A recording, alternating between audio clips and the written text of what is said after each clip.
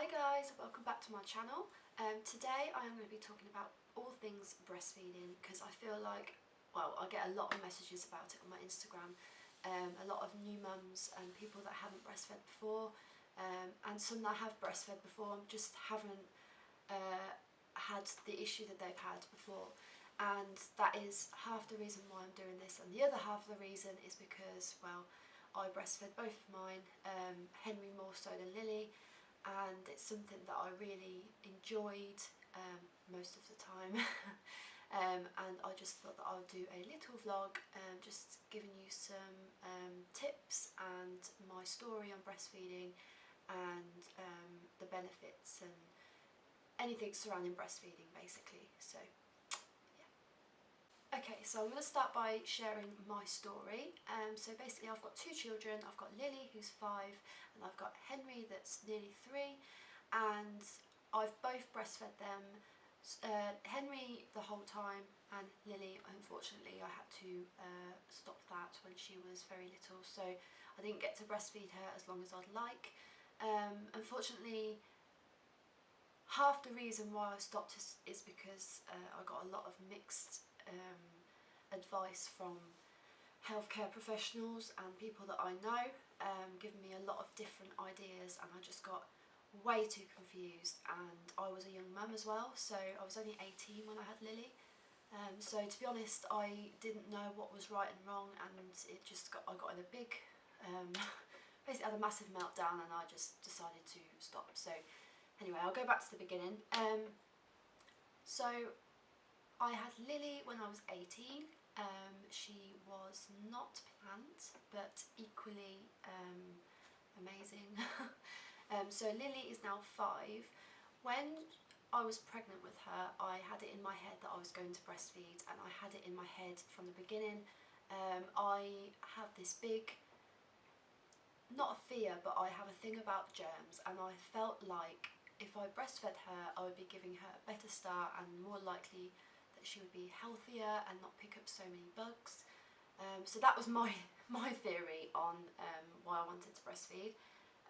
So yeah, I had Lily. A natural birth was a little bit of a nightmare. She unfortunately at the end didn't want to come out, so I had to have an assisted delivery, which was a little bit traumatic for me and her at the end, but equally I started breastfeeding straight away when she came out.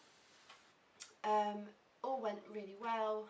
I had a lovely midwife helping me on the ward who used to come and help me latch her on and give me a few tips, and she was lovely. She came and sat with me for about an hour, just helping me while I was trying to feed her. She was really, really lovely, and she helped me whilst I was in hospital. And it wasn't until I got out of hospital where the problems started to come. So I went home. We were living with Dan's parents at the time. We were saving to buy our own house. So I came home and we were trying to get into a routine with her, and I just felt like she was feeding constantly. From the minute we went to bed, at one point she was actually feeding through a whole film, and at the time, an 18-year-old girl, I thought that that was really wrong. It wasn't right. Something was wrong. So I had the midwife come out for the normal checks the day later, and I asked her about it, and she said it's completely normal. You know, let her feed when she wants. She's probably just getting a bit of a supply because that's what they do. Okay, right, that's fine. So I started to do that. I just let her feed when she wanted, and she was not happy. I didn't know whether it was because I didn't have enough milk or whether I had too much milk. So anyway, over a period of a couple of weeks, I had several midwives give me a different plan of action, different methods to try, and I just got way too confused, and I didn't know which one was the best one. I didn't know whether one was better than the other. So I ended up stopping, and I was really upset about it, and I obviously put her onto formula. And she was on formula then until she obviously was old enough to come off of it. And to be honest, it hasn't made a massive difference to her health. She's a very healthy 5-year-old girl. I am very lucky that both of my children really like fruit and veg, so I think that that's made a massive difference to them as well. But yeah, she is a very happy 5-year-old. So with Henry, it was completely different. I was a little bit older. I was 21, I think, when I fell pregnant with Henry, and the whole pregnancy was planned, and it was just a lot smoother in terms of the fact that I knew a little bit more about my body and how I was being, you know, what it was like to be pregnant, and all of these feelings that I had, I'd gone through before, so I did feel a little bit more comfortable at the time. And I was really looking forward to feeding him. I think I'd learnt from my mistakes with Lily, and I was so determined to then put them into place with Henry and get it right, basically. I bought more books, I did a lot of research online, and I got myself very familiar with what to expect, and I was basically preparing myself for that. So Henry arrived. He was born in the January of 2016.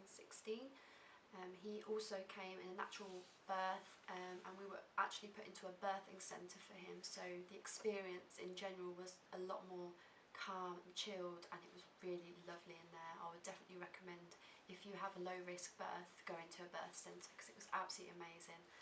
The labour was pretty straightforward, no major complications. He came within 8 hours from the minute I had my first contraction to when he came out, so that was brilliant. With Lily it was kind of gradual over the course of 2 days, so I was not so exhausted. Obviously every pregnant mother when they give birth is exhausted, but I didn't feel as exhausted as I did with Lily because it happened in a shorter period of time. And yeah, it was a lovely birth actually. So when Henry arrived, we were given quite a lot of time, just me, Henry and Dan, to just chill out, and that's when I started our first feed. He fed for a good, I'd like to say, about 45 minutes to an hour.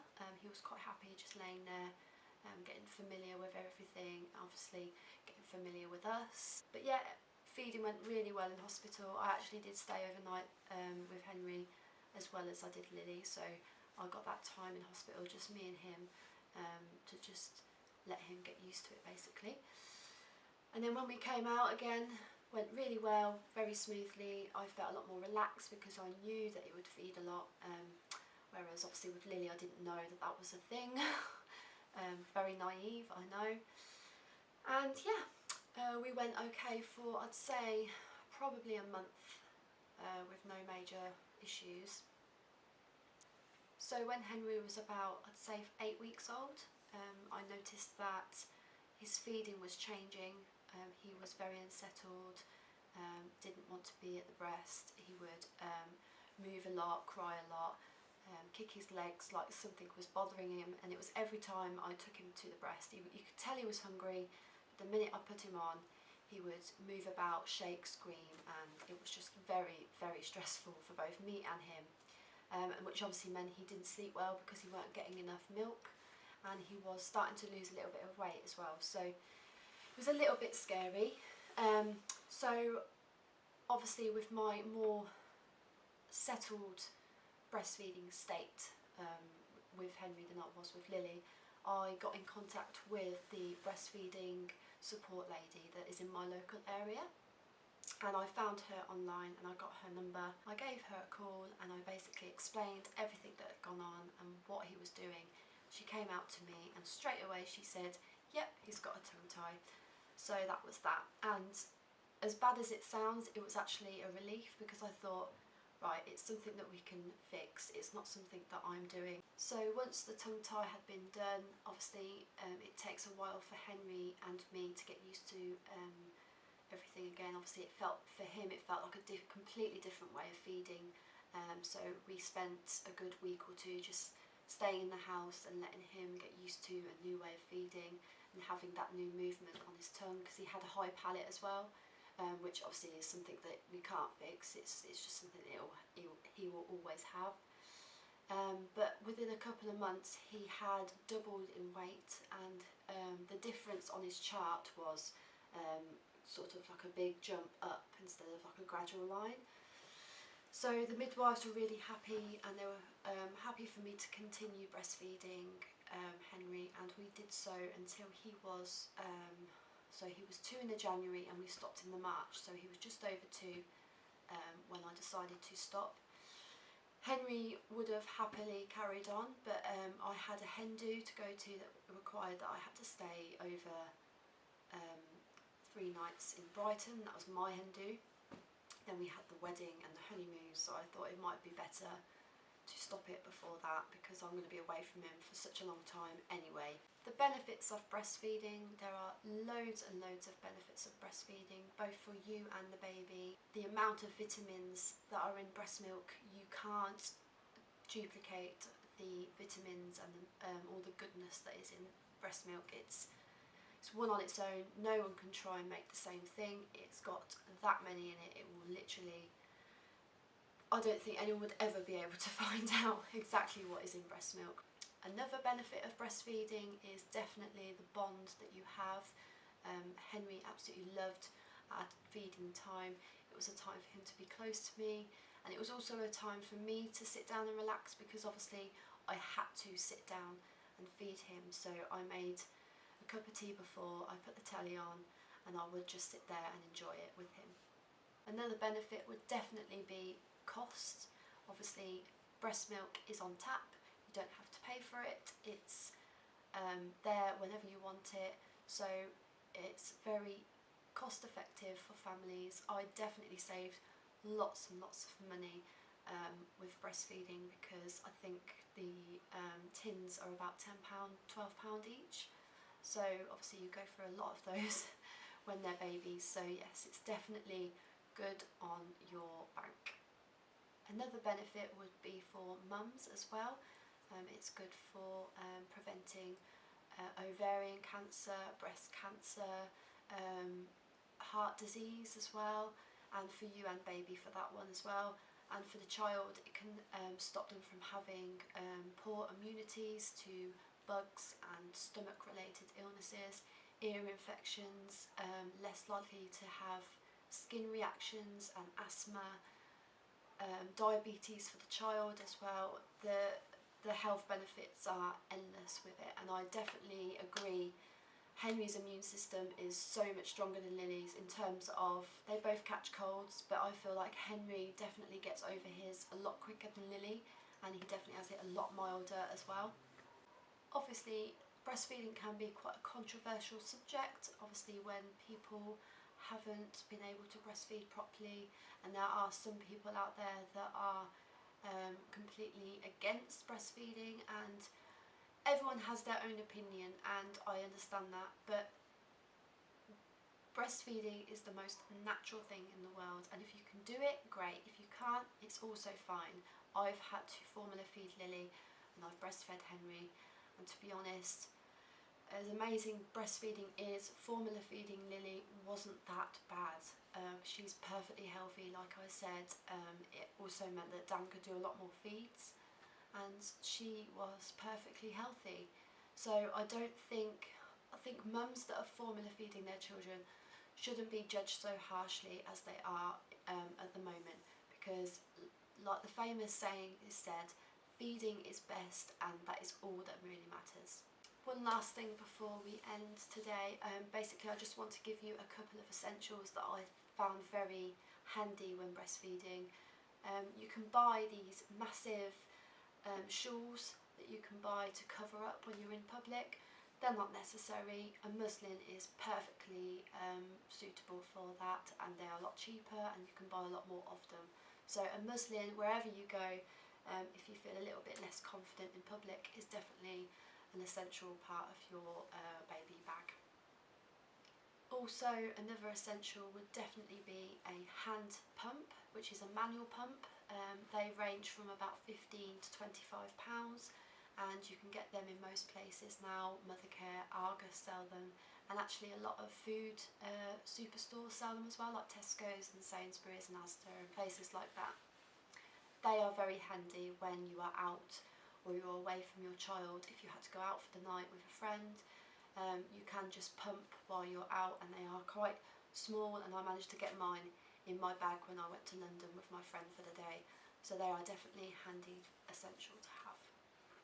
And the third essential would definitely be nipple cream, and I recommend the Lancino cream. It's amazing. It is the best cream that I had. It's quite expensive, it's about £10–11 for a small tube, but it goes a long way. It's worth buying before you have the baby to have ready. So that is my breastfeeding vlog.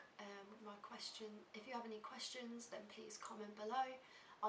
I have also wrote a blog on this on my website, so if you pop over to WhatThisMummySaid, I have also done a blog post a little bit more in depth into all of these subjects, so you can pop over there and have a look at that. But basically, I just wanted to do this for all the new parents out there that are thinking of breastfeeding and are a bit worried or want to know more information. Feel free to ask me anything you like, but yeah, I hope it was useful for you. And we are on Instagram as well, so pop over there and see us as well. So thank you for watching, and please like and subscribe if you liked this video, and I will see you again soon.